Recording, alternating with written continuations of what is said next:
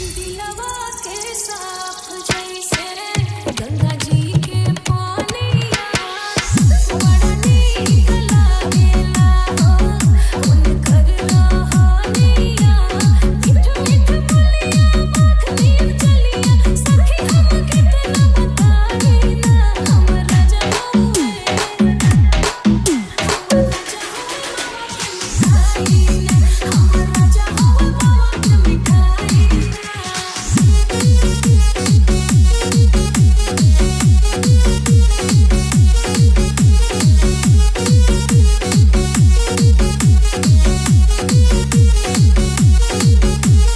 Prakash in the mix.